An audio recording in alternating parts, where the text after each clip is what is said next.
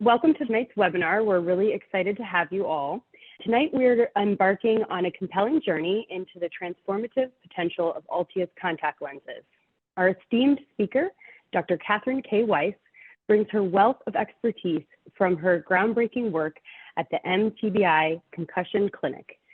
Her collaborative efforts through Blazer Vision, where she has made a remarkable impact on the vision and lives of UAB athletes. An accomplished optometrist renowned for her pioneering approach, Dr. Weise will share invaluable insights into leveraging the power of ALTIUS contact lenses to enhance vision and improve patient outcomes. Her insight will shed light on the immense potential of this technology to elevate the level of your care that you provide in your office. Your participation is encouraged, so feel free to submit any questions you have using the Q&A function in the taskbar, and we'll address them after the presentation. Without further ado, it is my pleasure to welcome our distinguished speaker, Dr. Kathy Weise, to the virtual stage. Hi guys, hopefully you can hear me. Welcome. I'm so excited to be here tonight. It's spring break for us. It may be for you as well. Hopefully we're having more fun than being at the beach. Tonight we're going to talk about the neurobiology of photophobia. How exciting, especially as it relates to ALTIUS contact lenses. Let's go to the next slide. I have no disclosures. I'm listed as the team physician for vision at the University of Alabama at Birmingham. And that means I cover all the UAB athletes and also any team that UAB medicine covers, which would include the USFL, which is gearing up here in the next few weeks and has occurred in Birmingham for the last couple of years. We've got a Birmingham hockey, we've got Birmingham soccer, and so a lot of the area professional teams as well that UAB medicine takes care of. Everybody calls me first, and then I have a beautiful team of people helping me that we'll talk about in a little bit. I have no other disclosures. I am not getting paid tonight by ALTIUS.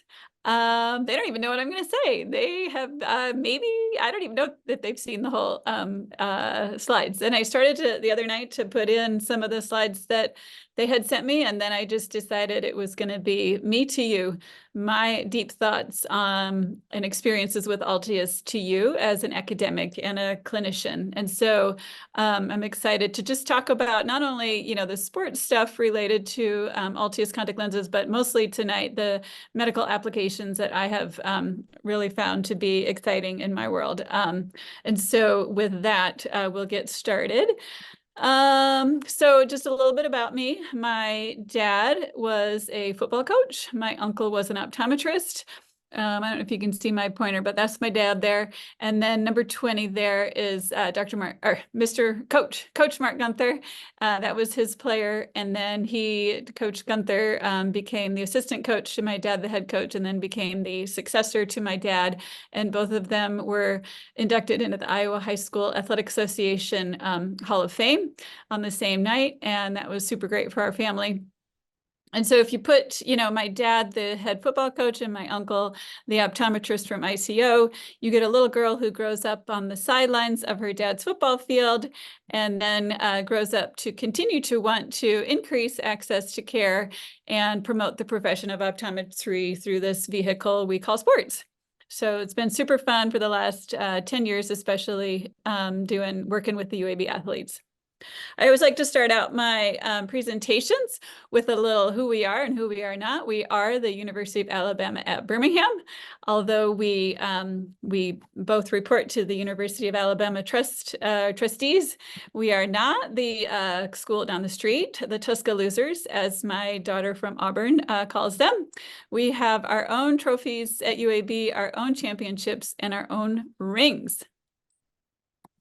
We also take way better care of our coaches. All right, so hopefully you're all laughing at that. All right, so backing up just a little bit, just to kind of get you going to where we've started. In around 2013, we finished the COMET study, which was a big, huge NIH-funded study on nearsightedness. And we said, what's the next big thing?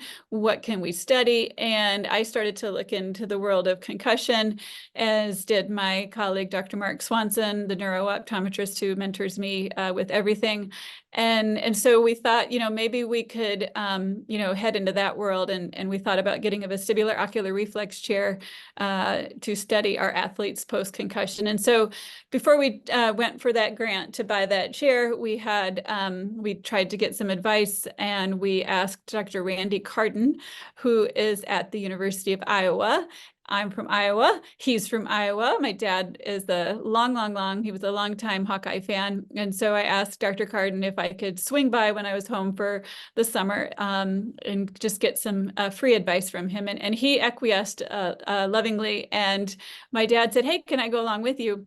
And so Dr. Carden and I talked for about an hour. And at the end, my dad, the football coach, said, "Well, I didn't understand most of what you said, but I do know two things. And one of the things is that there should be an optometrist on every sideline." I was like, "Oh gosh, did you just say that to a neuro-ophthalmologist?" And so I always did everything my dad told me to do. And so we went forward, and with Dr. Carden's blessing, we said, let's go forth in the world of concussion. We have a lot going on here at UAB. We have Division I sports, we have engineers, we have neuroscientists, we have a children's hospital across the street. We have a strong school of optometry and a strong department of ophthalmology. Let's study concussion. And so we got the $200,000 grant to buy this fancy vestibular ocular reflex chair. And we've done, I think, I forget, 18 or 19 or 20 publications since then. We got a new football practice facility in 2017 and a new stadium a few years later, and some great practice facilities.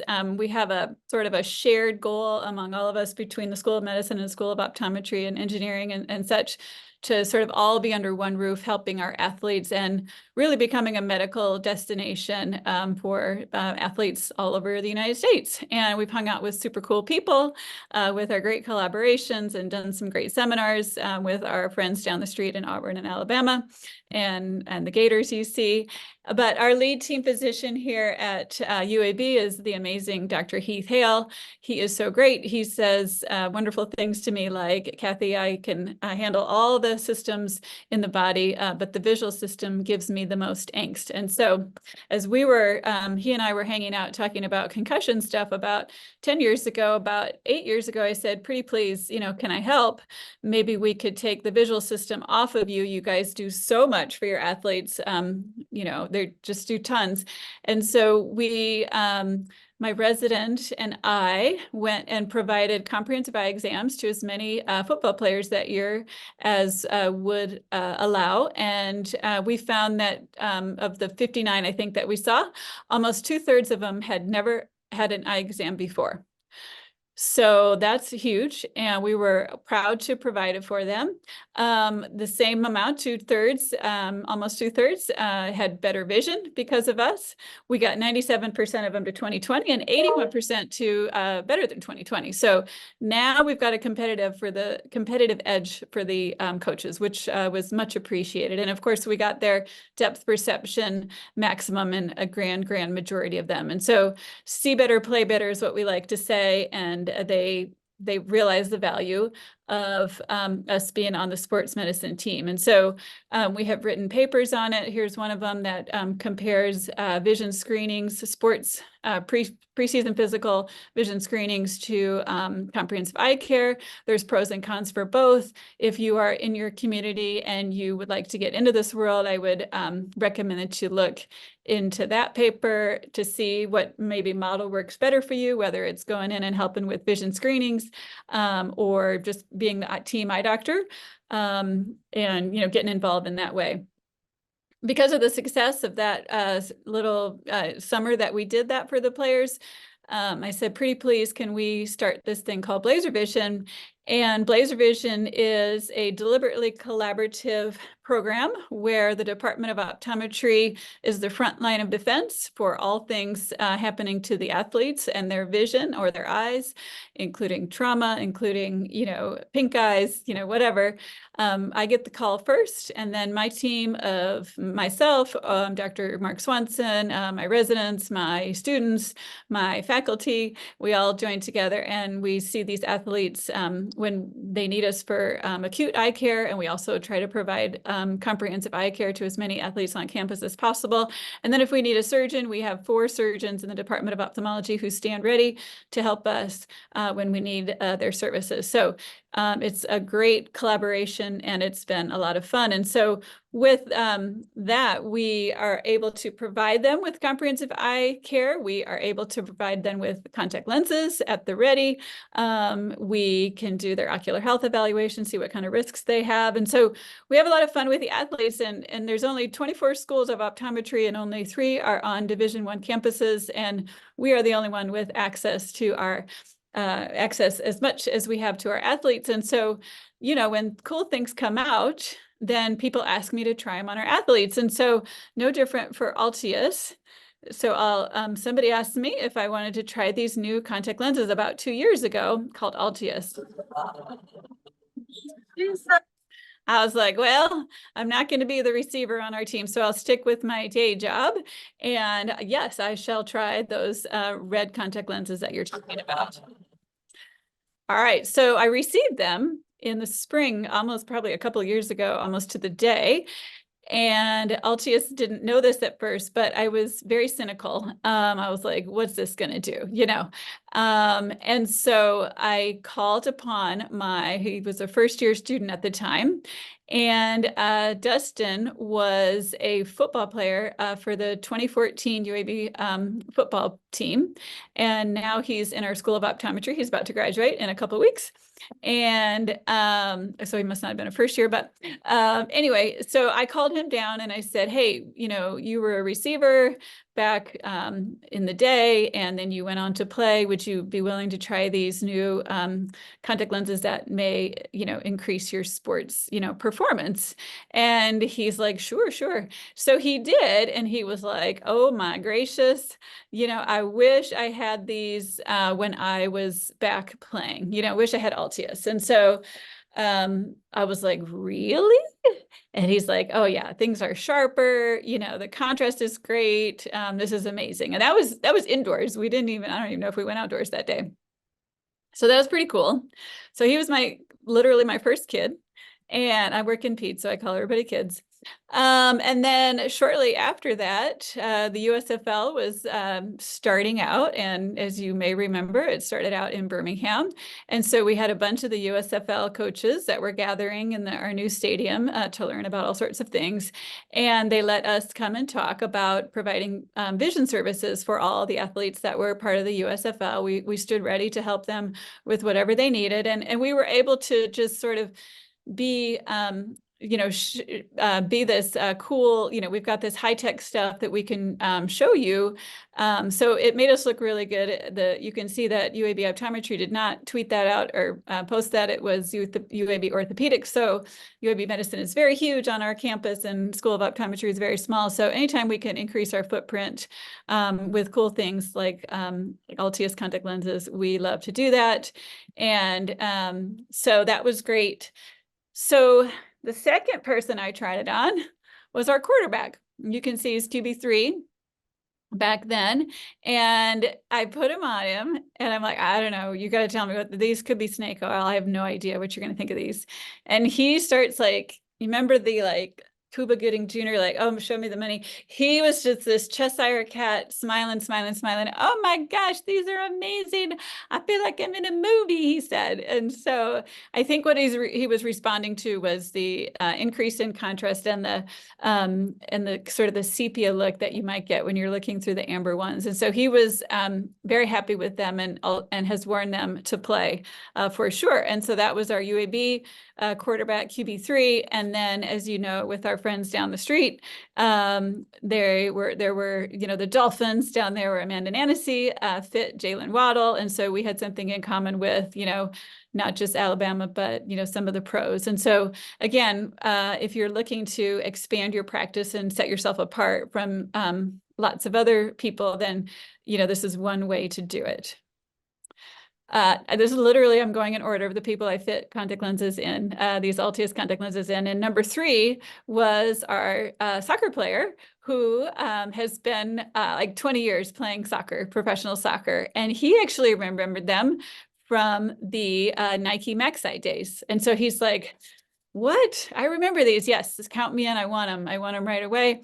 And he was like, no way. Are they single use right now? That's amazing. And so he was very excited. He's a goalie. He likes to wear them because he knows there's some specific fields where he looks as the goalie, directly into the sun, the way the field is placed. And so he loves wearing them for that. And you can't see it probably in this, but in the original post, you can see that he's wearing his amber ALTIUS contact lenses, and the amber is great for fast-moving sports. So that's sort of, just a little quick highlight of my experience in the beginning with my athletes, but I wanted to move beyond the sports vision performance part of it and really hit hard tonight the medical applications of everything. And so literally one of the next people I fit was Trey here. And all these guys have given permission to share their story. No guys got paid to talk about this or be part of this or, be spokespersons for this. They just they were willing to share their experiences with me. And that's kind of how I approached it. And I continue to approach it. I say, I've got these new lenses. I really am interested in your feedback. Can you help me, kind of test them? And so, we were at a Thursday night football game, our opening game, and my 12-year-old says, oh, I just heard Trey's mom talk about how she had to go to the ER to see her baby. And now, keep in mind, I am on call, if they get concussed or if anything happens to them, we're watching the medical tent. And I was like, I don't remember Trey getting concussed. In fact, I don't even remember him playing yet. And also we don't take our guys to the emergency room if they're concussed. We take them to the tent, we evaluate them, and then Dr. Swanson and I will see them in the locker room. But it turns out she was right. He was throwing up with severe headaches. So they took him to the ER to make sure he was okay. And it turned out he was having migraines again. And so Dr. Hale sent him to me to see if we could rule out convergence insufficiency as a potential, eye strain trigger for his migraine headaches. And so he did not have convergence insufficiency, but I had these fancy new ALTIUS contact lenses that I knew blocked 50% of the light in the amber and 72% in the gray green. And so I said, Trey, would you be willing to try these contact lenses? And so if you don't remember anything about tonight, if you sort of make a picture in your mind of these graphs, this will really help you because I hope tonight you are, your wheels are turning on how you can use these for your medical applications for your patients, much like I have. And so you can see that the amber one is on the left here, and it blocks out 50% of the light and basically all of the blue. In addition to the UV light, it blocks out, of course. And then the gray greens are blocking out all of the blue and 72% of the light. And it's got a little extra green that allows in. And so that's the transmission curve that you want to remember as you are going forward, because we'll lean on that a little bit tonight. Okay, so migraines. We're talking about migraines. We're not talking about visual acuity. The left side of this chart here is our day job, where we lean on the rods and cones, and it goes to the optic nerve and hits the LGN and then goes back to the visual cortex. But recall also that the eye and the visual system is involved in the stuff on the right side here, including circadian rhythms, pupils, light reflexes, eye movements through the superior colliculus. So that right side is kind of where, maybe we're leaning on the synapses for the migraines. And so and more specifically, we have these things called IPRGCs in our retina, okay? And so that left side of the brain that we just saw, is looking at those rods and cones going to the retinal ganglion cells and then coming together, converging into the optic nerve. But you also have these IPRGCs that are intrinsically photosensitive retinal ganglion cells that sort of kind of help you determine how much light is out there, okay? And so those IPRGCs follow a slightly different pathway than our retinal ganglion cells that come from the rods and cones. And so this study by Burstein in 2019 sort of helps explain maybe why these lenses may help with migraines. And so you see light coming into the eye, and the IPRGCs get to the eyeball, and from the retina, they go to the optic nerve, and then they go to this part of the brainstem. This is where the thalamus is, and the thalamus is sort of like your brain light filter. And so it goes to this little area of the brainstem, and then it tells, that it sends signals from that area to the sensory cortex that says, too much light or not enough light. And if the, the filter is not working very well, like it might in migraine, your brain might be going, too much light, too much light. And so it might start to get, migraines and such. And so if we can block that, then that would be very helpful. If we can help our filter work a little bit better, then that would be very helpful potentially in migraines. And so the IPRGCs is one mechanism that might help us mitigate that photophobia and the migraines. And so as many of you probably know, the blue light seems to be bad for migraines, and the ALTIUS contact lenses block out the blue light, which is great. And then this article by Burstein in 2019 also points out that not only is blue bad, but green is also very good. And before I go forward, I want to remind you that blue light also is triggering photophobia, even in blind people, because blind people may not have rods and cones that work very well that lead to the retinal ganglion cells, but they do have IPRGCs that work. And so the blue light, even if they can't see, traditionally, they still receive light, and they still send those signals to the area of the brainstem and the thalamus and send that information to the sensory cortex. And so blue light, not good. And this also shows that green light may actually be like positive for your affect. Okay, so green looks like it might be beneficial in migraines. Okay, and again, that's through those pathways of the IPRGCs. And here's a little bit more. If you want to really geek out, you can look at the retinohypothalamic pathways that let the light in, and you can see that the green light potentially gives you this sort of relaxing, calming, soothing, happy sort of rest kind of feeling. Okay, so that is one, kind of article that kind of explains maybe why green light might be good and blue light might be bad. There are other articles. This one is not the most robust, but it's an article that shows you that, there are lights out there that maybe help us with migraines, and that green, the green wavelength might be something positive for migraines. But do you want to sit in a green room all night long? Maybe, maybe not. So back to Trey. We put him on him, and I had no idea if they worked. I had no idea that mechanism right there, by the way. I had to, Dr. Hale said, now tell me why these might work for migraines. And I was like, I just wanted to try it. And so I talked to my neuro people, and I did some research and came to the conclusions I just gave you after the fact, because Trey was overjoyed with the ALTIUS contact lenses and how they helped him with his migraines. And so the ALTIUS contact lenses, the amber in this case, you can see him on him, in combination with the medicine that Dr. Hale was able to get him on for his migraines, really made it wonderful for him. He went on to have a, go from not being able to even participate in the game on Thursday night to the following Saturday being our conference player of the week. So very successful. He went on to have a very successful career with us throughout the season. So grateful for Trey. All right, so that was migraines.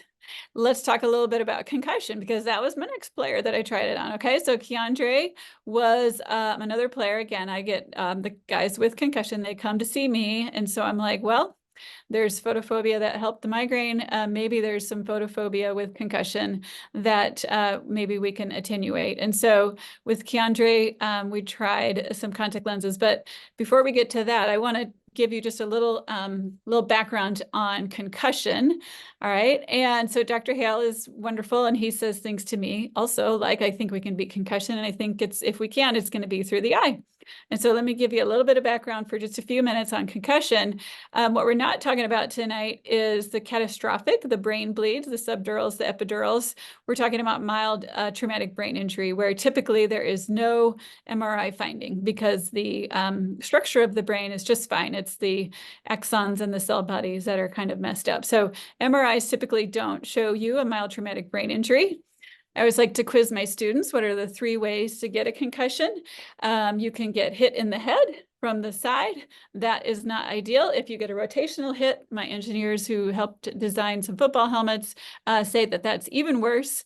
And you can imagine sort of that brain stem and all those axons not just getting hit, but really stretching more when there's a rotational hit. The other kind is an acceleration, a deceleration hit, so that contre coup, where you're in that car accident and you don't even hit the dashboard, but you go forward in whiplash quite quickly and your brain, sort of jiggles back and forth in the skull.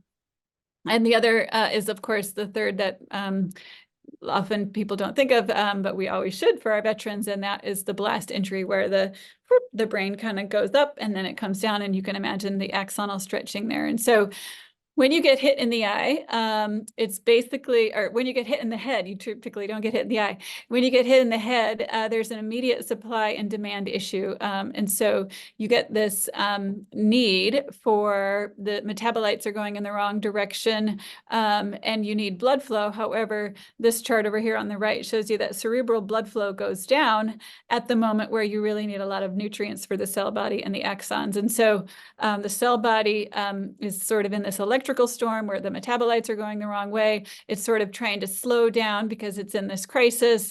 And so, and the cell bodies are sort of feeling sick, and then the axons start to feel sick. And so what happens is you sort of get this buildup of, I can't handle things. And so on Friday night, when the guys get hit in our high school teams, they may feel okay at first because the supply and demand issue hasn't revealed itself.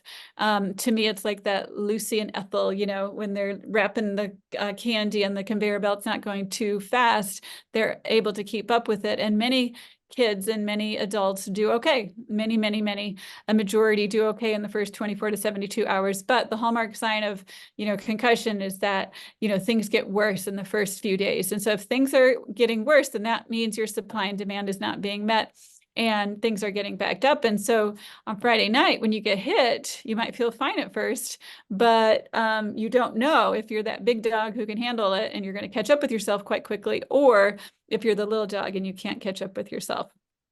So we all go through things differently. Dr. Hale likes to say, if you've seen one concussion, you've seen one concussion.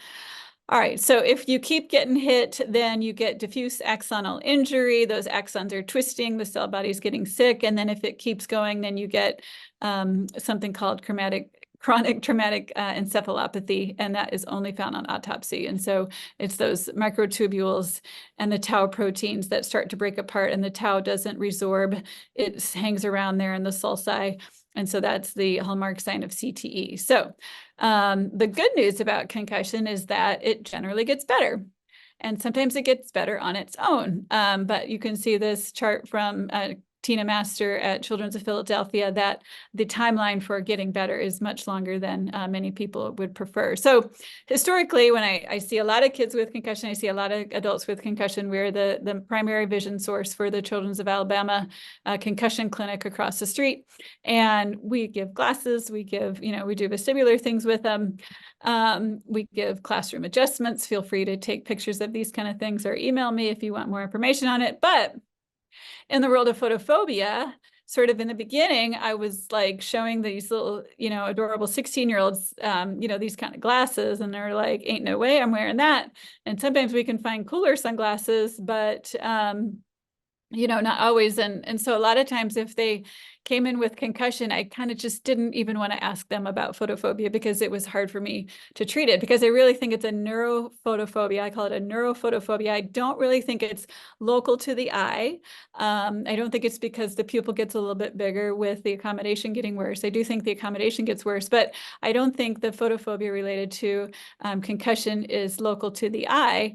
I think it's more of a neuro thing. And with sunglasses, we have extraneous light going through. So some of these ones with more coverage, maybe you're a little bit better off, but the ALTIUS contact lenses, they provide that full coverage over the cornea. So no extraneous light is getting in, which seems to be helpful. But let's talk about the neurobiology of this. And so I remembered an article from Kafrida, who looked at 62 patients with most of them blast injury. It was a retrospective study of adults, and 50% of them, they were all photophobic. And 50% of them had a reduction in photophobia, most of those within the first year. And what they treated them with was sunglasses. And so 36% said the sunglasses helped. Awesome. But 72% said that they didn't help. And so twice as many people wearing the sunglasses seemed to think that they made things worse. And so when I talked to Andy Hartwick at Ohio State about this, I said, what's going on there? And he said, he agreed that the neurophotophobia was an important term. He also agreed that it wasn't really local to the eye. And he thought maybe, it was more of a light adaptation issue. And so when you go to a movie and a matinee, let's say on a Sunday, and it's nice and dark in there, and then you walk outside into the beautiful sunlight, all of a sudden you're going, so much light, right? And so maybe by giving them sunglasses, we're delaying that natural neurophotophobia light adaptation, to start healing. And so that was very interesting. And also what they learned was that they weren't expecting this.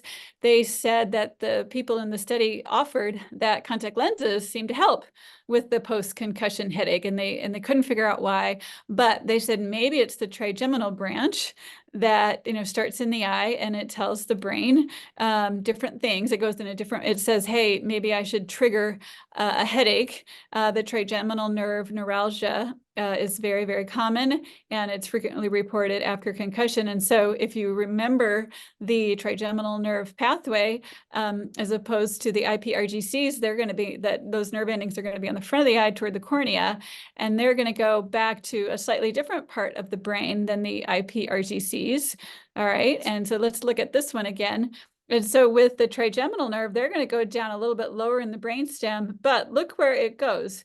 It goes back to this thalamus area, this little filter for the brain area, and it tells the sensory cortex, too much light, too much light. So even though there's slightly different pathways between migraines and concussion, it might be sort of a similar mechanism there. So a little electrical storm with that photophobia related to concussion.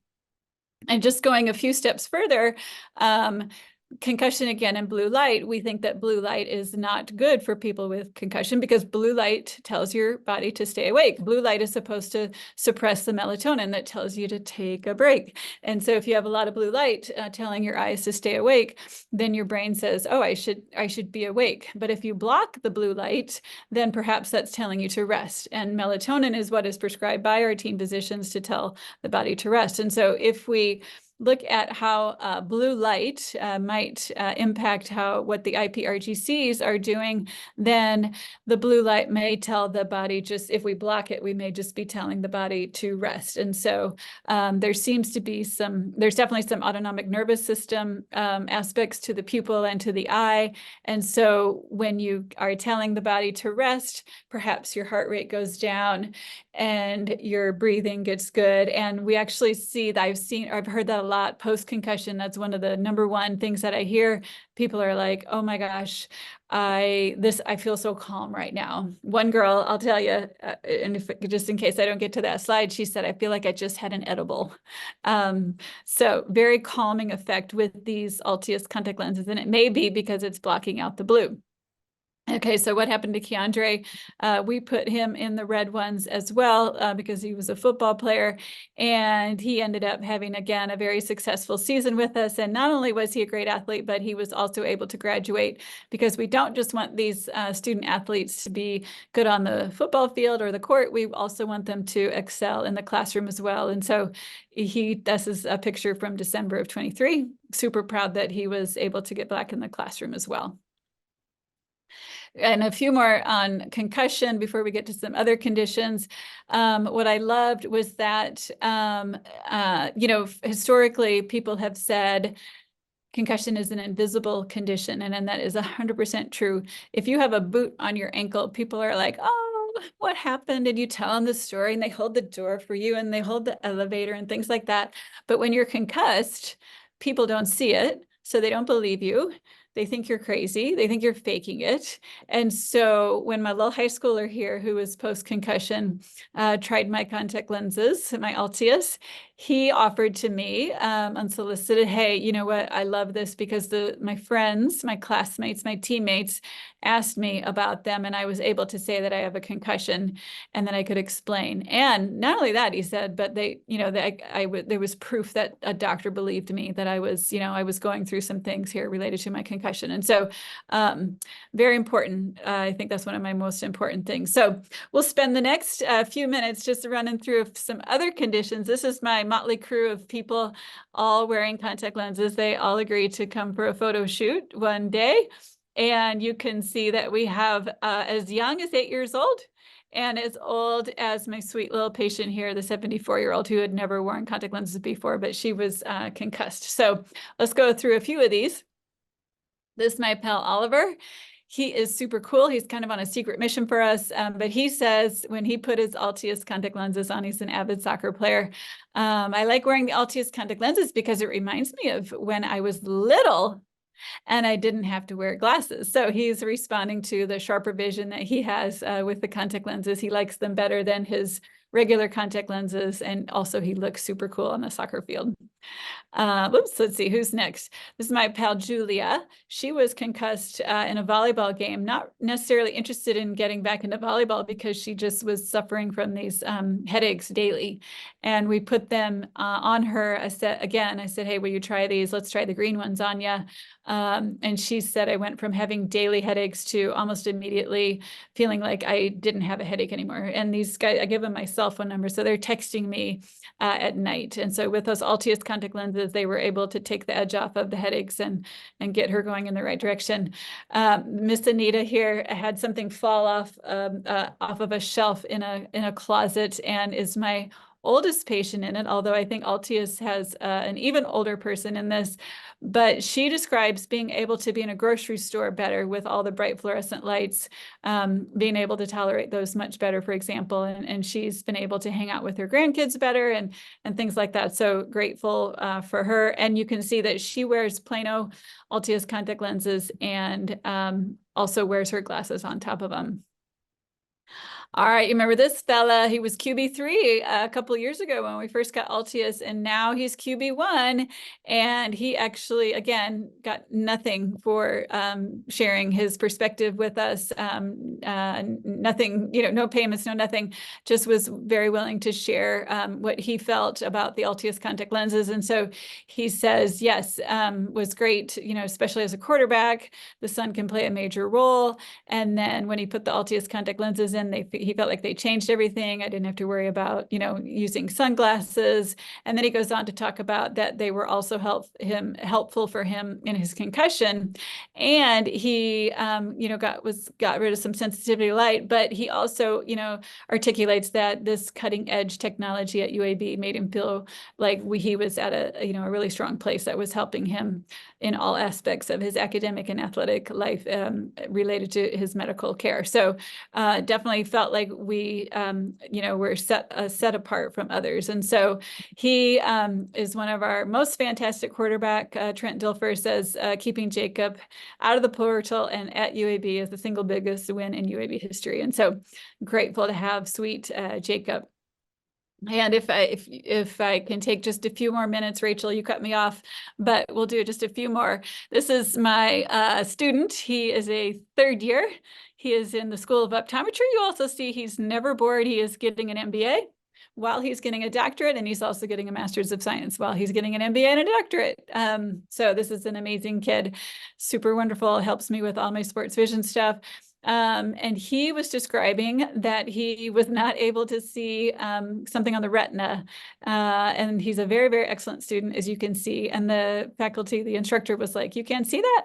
And so when they went from the BIO to the, you know, the monitor, like I don't know, it was an Optos or something, a fundus exam, I can't see it. And so we said, let's try these contact lenses to see if it increases the contrast and so that you can see. And And so I have video of him, but this is him like freaking out. Oh my gosh, I can see the blood. I can see things now. And so I don't know how many of you have optometry students, but you can see that, that has made an impact on him. Doesn't change your color deficiency. It just may help you identify some things. And for him in his daily life, that worked out really well. Okay, so that little kid is super cool. We didn't know he was pals with Michael. Michael, you guys may have seen his story on the ALTIUS website. He is, just this amazing guy. He's turned 40 and he decided he was going to do triathlons, Ironman triathlons, not just regular triathlons. And so one day he was training for the biking part, and he was very early in the morning riding around the hills of Alabama, and he was going a little bit too fast, and he went over the bike handles at about, I forget, 45 miles an hour, something like that. Broke his collarbone, got that all fixed up, and then a few days later realized how miserable he was. There's his helmet, cracked his helmet. And so he realized, oh, in addition to breaking my collarbone, I also probably hurt my head. And so he became quite miserable. Again, that metabolic cascade theory of concussion. He was not able to keep up with himself. The supply and demand issue revealed itself. And the photophobia really was completely debilitating him. He wore sunglasses. You can see he's got 2 daughters and a wife, only pink things in his house, pink and purple. And so he's trying to get anything to get rid of the photophobia. He made it to me because his wife is a friend of one of our colleagues here on the faculty. And we tried him in the, I think we tried him in the amber first, contact lenses. And he texted my friend, Caroline, and said, oh my gosh, I have been looking at my heart rate, all week. It's been in the hundreds since my concussion, and I'm back down to 50 for the first time. And so he was super grateful. He has since transitioned from not only concussion healing, but back to the triathlete that he is. And I just wanted to show you, here's his sweet little family, his girls, including his sweet wife. But I wanted to show you the first texts, not the first, but some of the early texts. And so his concussion was in February. And here in mid-April, I said, hey, Michael, how's it going? Are you back? And he's like, yeah, I got cleared today to swim. And I'm going to race on May 21st. And I'm like, wait, what? Are you sure? Surely not biking, right? You're just swimming, right? And I feel like you need more time. He's like, well, what do you think? I haven't ridden outside, but I'm looking forward to it. And I was like, if you're ready, let's go for it, but go slow. And he says, I was hoping that day in the office, you would tell me I should never ride again. And he went from thinking literally, that's why I was so surprised, because he was like, I just don't want to ride. And I was trying to encourage him. You're still a great dad. You're still wonderful if you don't do these triathlons. And he was able to jump right back on that bike. And he's super grateful for the ALTIUS contact lenses. Rachel, you want me to keep going for a couple more? This one's a fun story. Let me tell this story. So that yes, we have please keep going. Okay. We're doing good on time, and we only have one question. So fabulous. Okay, fabulous. Okay, great. Okay, so you can kind of see where the wheels are turning. Concussion, migraine, color vision. Anything related to photophobia. I want to try these contact lenses on, and so I had the opportunity to go to the Alabama Institute for Deaf and Blind, which is one of our satellite clinics in Talladega, Alabama. It's a school for kids who are visually impaired or hearing impaired. And we have some exam lanes out there, and we've been going there for decades. So I got to go one day, and I met this cool kid named Damien, and he has albinism. And if you were in Vegas with me, you saw his picture, and this was my last slide in the Vegas slide set. However, a month later, I got to go back, and I said, hey, Damien, you want to try these for me? He's a sweet little 18-year-old. He was a wide receiver for the football team, and then he was finishing up wrestling in February, and he's also does track. And so he's like, sure, I'll try it. I said, I don't know what it's going to do for you. I'm really interested in what you think of them. And so we go, we put them on him, and there they are. There's cool Damien. And we take him outside, and he says, I feel like I'm seeing the world for the first time ever. And now, I'm not getting paid money for this talk because this is what motivates me. I love helping people more than anything else. And so to hear that kind of stuff from cool Damien, the cool teenager, it was really cool. And so you might think that it stops there. However, it doesn't. So I'm at let's see, about a month ago or so, I'm hanging out watching my 12-year-old play basketball. He's getting his butt kicked, but I look down and the Alabama High School Athletic Association Medical Committee, who's at the wrestling championships, says, "Hey, there's a kid from AIDB who just won the state wrestling championship." And I'm like, I was like screaming in the basketball court, and he's sending me, this makes me want to cry, like Dr. Robinson is sending me pictures of Damien on the champion stands, and he had been wearing his ALTIUS contact lenses. So super awesome. You can imagine a kid with albinism having, some difficulty in those bright fluorescent lights in the arenas. And, who knows? I'm sure he was a great wrestler before ALTIUS, but super exciting to hear about him winning. All right, we got one more little series. This is the last one if everybody's hanging in there still. This is a subject that is near and dear to my heart. This is a 28-year-old white female, and she has light-induced seizures. She has epilepsy. She got a concussion after she had a seizure, and she hit her head during the seizure. And so she is the one that we'll talk about the wavelengths of seizure in a second here, but the epileptics, they do not like red. They don't like flashing red.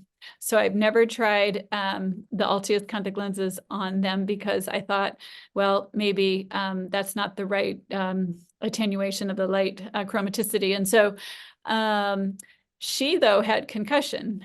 And so I was like, well, Carrie, would you be willing to try these?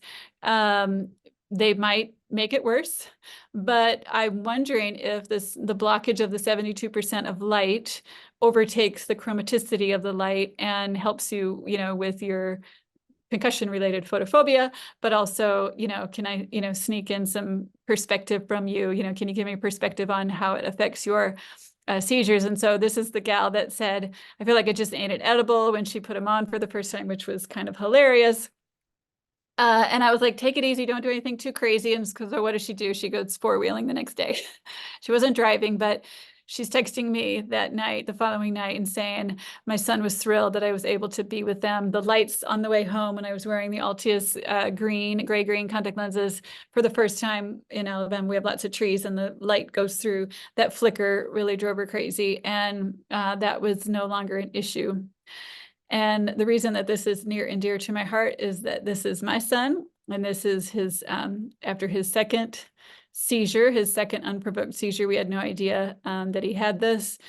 He went on to get diagnosed with epilepsy after some great care at Tampa Children's Hospital, where we were visiting our family. And here's his neurologist. And he has had about 5 seizures between 17 and 24. And this is his most recent. You can see we're hanging out at the basketball court. The guys are doing A-okay. You can see something on the lower left is happening. And then this is what you get next. And so that's my sweet little 16-year-old after a seizure. And so I said, okay, what can we do? What can we do for Carrie? What can we do for my son? And as I said, typically we have used blue light, the things that filter out red in sunglasses or glasses, for our people with epilepsy. There's some science to it. I'm a little skeptical. I'm waiting to see the EEGs with the blue glasses versus nothing versus I convinced our neurologist to try the ALTIUS contact lenses. And so you can see the blue lights, the blue sunglasses there really attenuate the red wavelengths, which is great for people with epilepsy. And so some of our patients who have light-induced seizures seem to like those. It's hard to know because sometimes seizures don't happen very often. So both Carrie and my son are doing EEGs. My son just did his a week ago. I don't have the results yet. I want to see if his activity on his EEG goes down wearing blue glasses or with the ALTIUS contact lenses. And so if we can, I will be super excited. I'll be the mama who is, making her kid wear those gray-green contact lenses and perhaps attenuating that light a little bit. So there's Blake getting his EEG done. And that's pretty much it, guys. This is the last slide. So to be continued on that, you'll have to come back for another webinar to hear about what happens with epilepsy. You can try them on your patients. You can, hopefully the wheels are spinning at this point for you guys on what you guys might use these lenses for. So that's it. Rachel, do we have questions? We do. So we have some questions that have come in, and I just want to thank you, Dr. Weise. I just love hearing these stories. I was tearing up myself. I wish I was on camera to give you moral support. But it's just really wonderful to hear. I mean, we're all here for the same reason, and that's to help people and improve their quality of lives. And these patients are immediately able to return to play, return to life, return to the grocery store and all the things that we have to do. And it just really brings our team so much joy. So thank you for sharing. I really feel like, Rachel, can I just say, I feel like what I love about ALTIUS is that they are motivated by helping the patients. They're a business and they're increasing our payer mix, they're diversifying our payer mix, and they're helping us, with business aspects, but they're really just interested in helping the patients, which is why I love hanging out with them. Well, yeah. Agreed. We're all here together. So you had a lot of people asking for your slides. So okay. I'll just KWeise at uab.edu. So KWEISE at uab.edu. If you email me, then I will try to get those via the cloud or something to you. KWEISE at uab as in boy.edu. Awesome. And then we have how do you know which color to prescribe? Green for headaches, ? Amber, I'm not dictating. Amber for fast moving sports. Right. So,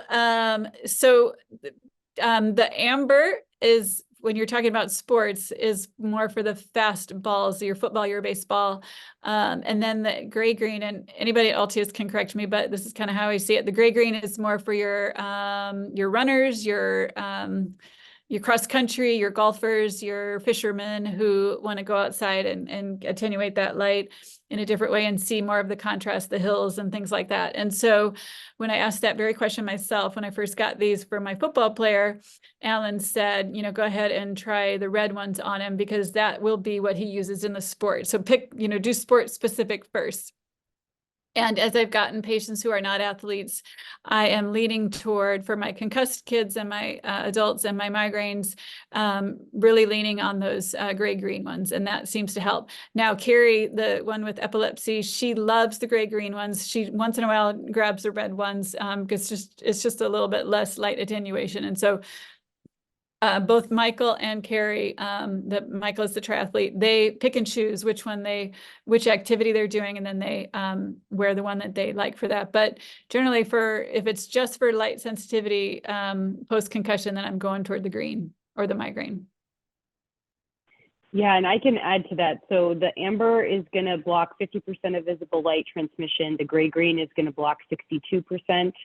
And you had it totally right on the breakdown of the sports. Another thing to consider is with any sports that there is potential for injury, they want them to be wearing the amber because they can see through the lens to see pupillary response.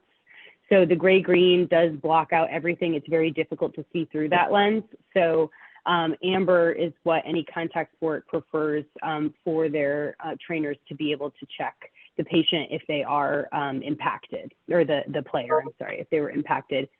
And yeah, like having experienced them myself, the amber is definitely an upper, and it enhances contrast. It's going to give you more visual information, where the gray-green almost feels like a weighted blanket. So you put that on, you immediately feel just everything quieted. So, you know, you also want to consider, am I trying to enhance contrast, enhance vision, or am I trying to quiet things down? And that will be helpful. Last anecdotal thought on that, we have, you know, on our delineation of which sports for which you completely got it right, Dr. Weise. If it's something like water polo that's listed under the amber and the gray-green, we found that darker pigmented eyes tended to go with the amber, and lighter pigmented eyes tended to go with the gray-green. So if it's an either or situation, a lot of times it just comes down to personal preference or eye color. Awesome. And I see one I want to answer, just in case we run out of time. It's the visual snow question. And back 5 years ago or 8 years ago, when I was first starting with concussion, somebody told me about visual snow, and I'm like, whatever.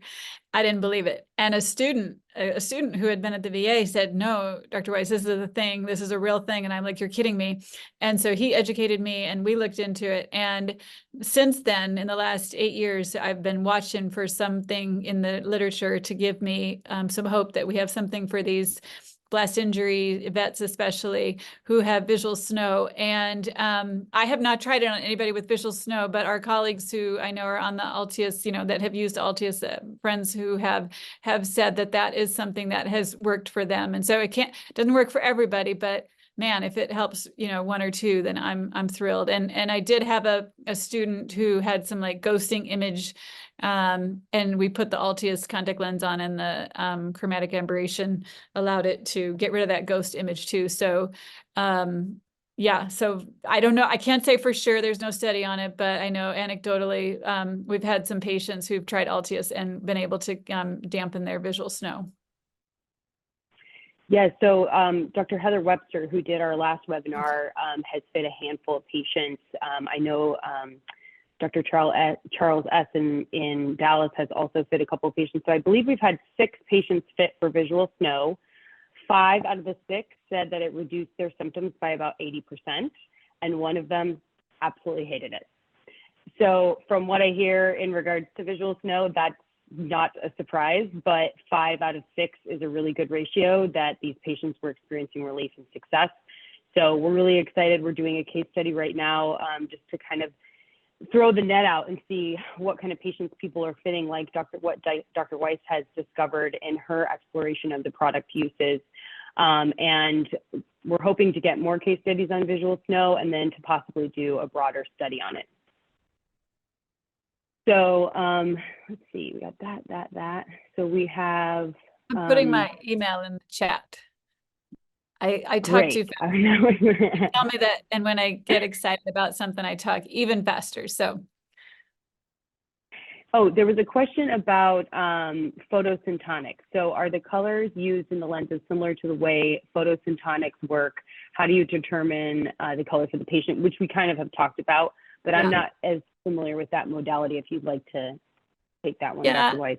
I have not used these for anything related to reading, and I'm not a huge fan of the overlays, the Erlen overlays. I think that probably the way the Erlen overlays works is that if a kid is having trouble reading, it might be that he's got a subtle BV issue, some exophoria.